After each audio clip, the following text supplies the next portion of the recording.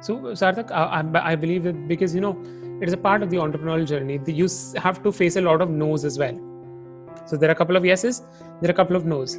So how do you really make yourself feel better, or how do you really, pick yourself up whenever there is a no, or either from the investor or from the customers or from the clients?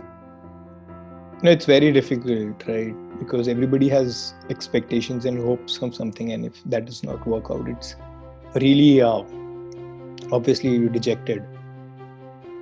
To be honest, you should get used to a lot of no's, and specifically if you're becoming an entrepreneur or you're trying to pursue an entrepreneurial journey, no's are going to be very often, and it's going to be like 100 no's and a single yes. That's going to be the ratio probably. But the good part is you need that one yes, right? And you should always look towards that one yes or the two yes, second yes that you're going to get, because you can fail like 99 times, but what works is you have to be successful only once. And I think we always looking towards that yes. That's all right. You get a lot of no's, and the people who say no to you today, and you should always hope that your biggest achievement from that would be converting that no into a yes.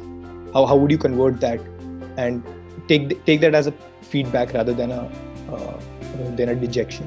Take that as a feedback and try to work on it so that you can get a yes from them within a few months and within a few weeks. So I think the yeses are what you look forward to, and the no's are simply feedback, and you should take them as a feedback and not as a disappointment. Of course, starting off a journey, we used to be a lot more dejected with no's, obviously, because you're not really accustomed to that sort of environment where everything is going no for you. And I think the best would be that you get a lot of no's early, so that you know what you should do to get a yes. Because if you're not getting a lot of no's, you're doing something, and you should reconsider what you're doing. There cannot be a lot of yeses. There has to be a lot more no's than yeses. All right. So Sarthak, any practical hack or any nuskha that you do to keep yourself going, even after so many no's and so many dejections? Again, look forward to people who are giving you feedback, and improvement is the key, right? So what drives me is improvement in the feedback that I've got, right? If a customer says I'm not buying you because of this, so I will rather take that as a feedback, take that as a no, feel a bit disappointed about it, but then I would really be happy about knowing that, okay, I know what works, right? I know what does not work. Now I know what will work.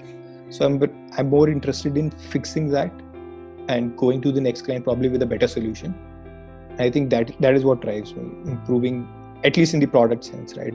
I mean, there's a lot to learn in personal life, of course, but when you talk about product, purely the product, then the customer feedback, even for the customers who don't buy your product, is important, and that really drives me to make it more full stack, more end to end, and more viable for the customer as well.